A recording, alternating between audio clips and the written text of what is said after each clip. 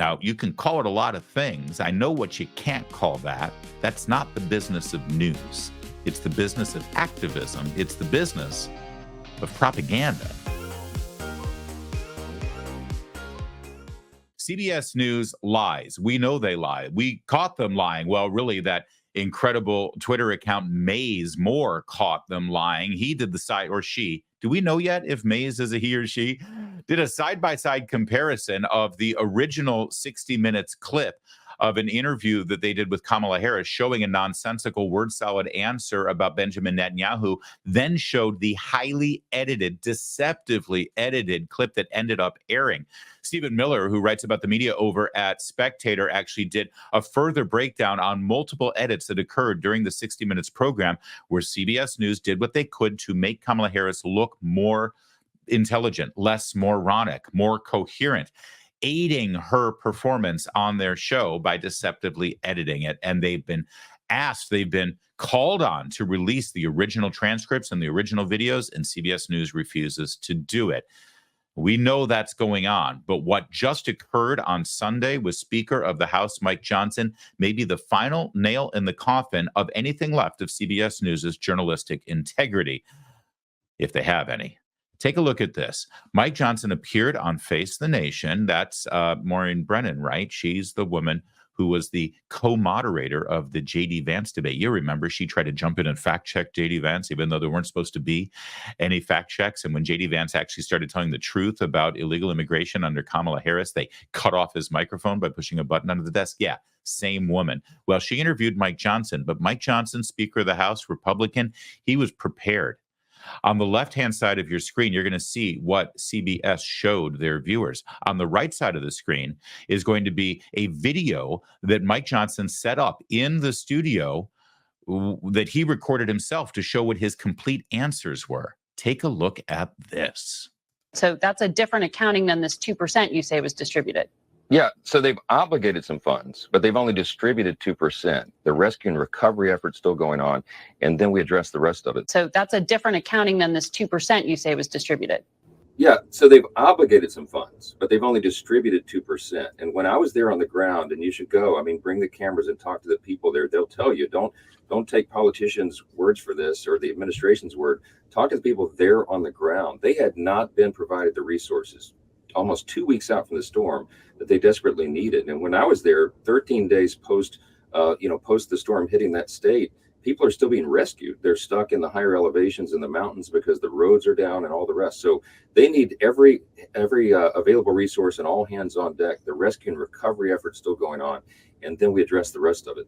Wow. Now, so that's really telling, not just that they edited so much out of the final show, the final presentation of Face the Nation, but what they edited. Mike Johnson was specifically talking about the real circumstances on the ground in North Carolina from Hurricane Helene, saying, I was just there.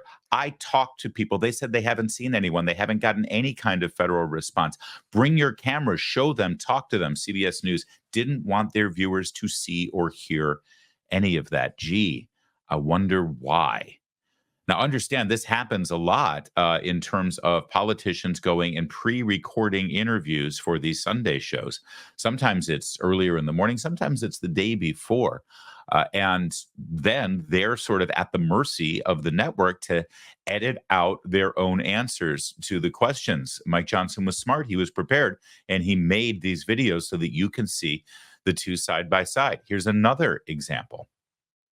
You know that it is against the law for non-citizens to vote in federal elections. That's established law. Of course it is. Of course it is. But here's the problem. There's a number of states that are not requiring proof of citizenship when illegals or non-citizens register to vote. We know that's happening. But respectfully, Speaker, everybody should want the law to be followed. You know that it is against the law for non-citizens to vote in federal elections. That's established law. Of course it is. Of course it is. But here's the problem. There's a number of states that are not requiring proof of citizenship when illegals or non-citizens register to vote. We know that's happening. Look, Glenn Youngkin in Virginia, I was going to say, he issued an executive order to clean up the voting rules heading into the election.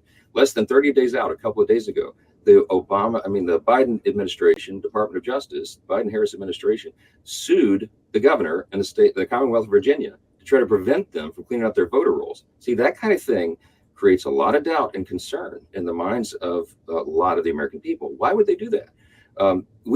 Everybody should want the law to be followed. Yeah. Interesting. Again, what they choose to edit out. First, praise for Governor Glenn Youngkin of Virginia for following Virginia state law. There's a state law right now in the Commonwealth of Virginia that the voter rolls must be purged. They must be cleaned up of people who are dead, people who don't live in Virginia anymore, or people who are ineligible to vote, including non-citizens. By the way, that law goes back to 2006. Guess who was governor of Virginia and signed that bill into law? That would be current Senator Tim Kaine, the guy who was Hillary Clinton's running mate. Yeah, a Democrat. That's the law in Virginia. So Governor Youngkin and his Attorney General, Jason Miyares, they're following the law. And they found something like 60, 70,000 non-citizens. And how do they know they're non-citizens? Because they literally, when registering to vote, said, I'm not a citizen. But somehow they were still able to register to vote. Now, CBS News wanted that information edited out. They didn't want their viewers to know that thousands of non-citizens were registered to vote in Virginia, and the governor there is now working to get them off the voter rolls. Why? Why would CBS News not want their viewers to get that information? What's the point of editing that out? Makes you wonder. We'll have to ask them. Here's one more example. There's a lot here, so pay attention. Wait a minute. Wait just a minute. It's not me undermining it. It's the actions of the Biden-Harris administration in some of these states. Non-citizens are not allowed to vote under federal law. So if your issue is with certain governors, shouldn't you be talking to them? Wait a minute. Wait just a minute. It's not me undermining it. It's the actions of the Biden-Harris administration in some of these states. Non-citizens are not allowed to vote under federal law. But the states have prohibited. We passed the SAVE Act, in the House. The SAVE Act says you've got to have proof of citizenship before you register to vote. And Chuck Schumer and the Democrats blocked that in the Senate. We could have prevented this. The questions that people have about that, but the Democrats chose not to. They opened the border wide. A lot of people theorize that was so that they could have non-citizens to vote. These are realities, Margaret. I wish it weren't true, but that's the concern that people have. And in Wisconsin, for example, some of the counties are. It is law, but that's correct. But we have to make sure the law is followed. And that is the whole point. That has always been the whole point of the SAVE Act and all the measures that we've tried to ensure. I believe by my count, we have about 16 million illegal aliens in the country since Mayorkas and Harris and Biden opened the border wide. And because of that, there's concern because those people are distributed all around the country. As you know, there's concern some of those people will try to participate in the elections. Look, some of our House races, I believe the Republicans are going to win the House, or the House majority, win the Senate and the White House. But in some of our House races, I have a colleague who was elected by 6 votes in 2020. Some of these are decided by hundreds or a few thousands of votes. So if you have non-citizens participating against the law and you have no mechanism in some states to stop it, that is the root of so much of the concern. And of course, in California, they have ballot harvesting, right? Ballot harvesting is notorious for opening the door for fraud. In Wisconsin, they're going to put, in some counties, unmanned ballot boxes in public parks again. All right. So there's 2 aspects of this story. And my God, kudos to Speaker of the House, Mike Johnson, for not only being prepared, setting this up the way he did, but then after seeing the way the show misrepresented him and edited him and hacked him and deceptively edited this interview, he decided to put it all out there. He released this morning on social media, and it's absolutely brilliant. He's also said that he will never sit for a recorded interview with CBS News. I think Republicans should go one step further. I think they should boycott the network completely until they apologize and make amends for this and show the full interview with Mike Johnson. Until they actually release the full interview from 60 Minutes, no Republican should show up on CBS News ever again. Forget about whether it's pre-taped or not. They have lost the public's trust. They should certainly have lost Republicans' trust. The fact that CBS News did this is part of the story, absolutely. But a major part of it is what they decided to edit out. Think about that last clip there. Think about how much they edited out. Speaker of the House Johnson was communicating to viewers, to the American public, that we had a bill that would have protected the elections from non-citizens voting. It was actually written into the law that made this not only criminal, but also budgeted investigative relief and increased the penalties against non-citizens registering to vote and actually exercising the vote. It was Chuck Schumer and the Democrats who killed that bill. And now you've got some states that are circumventing that even further. And then he went on to say, listen, in House races, I've got some people who win by 6 votes. If you've got non-citizens making that determination, not only are they breaking the law, but they're affecting the actual representation in this country for actual citizens.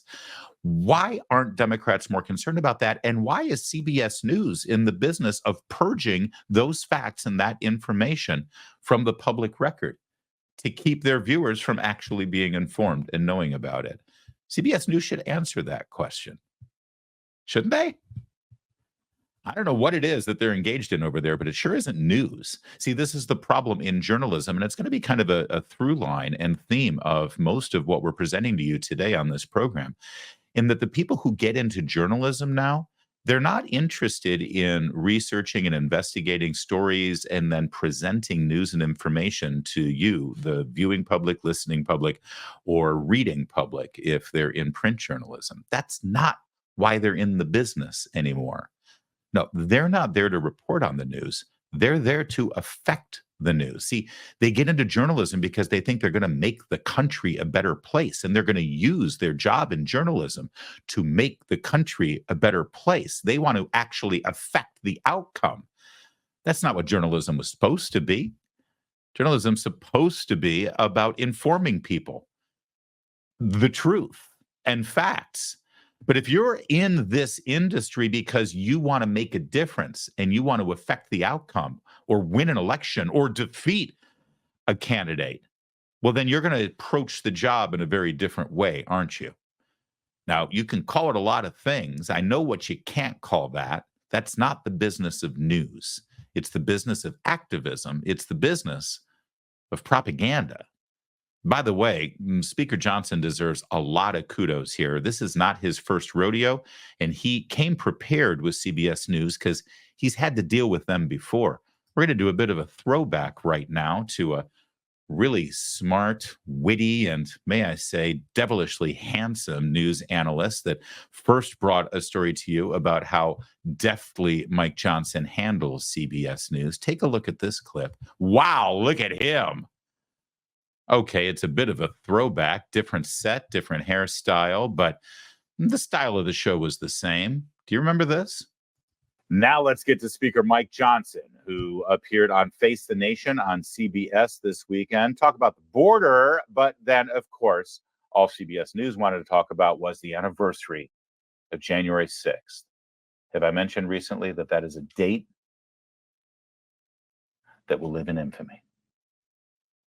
But Mike Johnson did a pretty good job parrying the attacks, as he often does. Back in 2021, you were the lawmaker who circulated the legal brief known as the Texas amicus brief, challenging the 2020 election outcome in a number of states. By the way, you notice the use of the language here. You circulated an amicus brief known as the Texas. What do you mean circulated? He distributed. He helped write it as a lawmaker.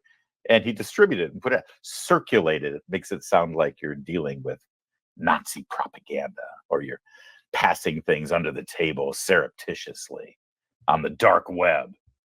It's like they choose these words very carefully, these journalists. Which by CBS editorial standards makes you an election denier. That's nonsense. Well, can I get you on the record on that? I've always been consistent on the record. Did you read the brief? Did you get a chance to read what we filed with the Supreme Court? Well, I have read extensively some criticisms of that, but this is why we love Speaker Mike Johnson over here. Right. Is that he? Sorry, I get too excited and I didn't want to continue watching the whole clip, but you get the picture. He actually, John said, "Did you read what I wrote?" No, I read a analysis of it. He said, "Oh, maybe before you criticize it, maybe you should have read the whole thing." My favorite part of that whole clip was that a real breaking story was discovered there by Ms. Brennan on Face the Nation. Remember when she said that this violates CBS News journalistic standards, or by CBS News journalistic standards, that makes you an election denier? The big takeaway there is that apparently CBS News still has journalistic standards. But of course, that was a year ago.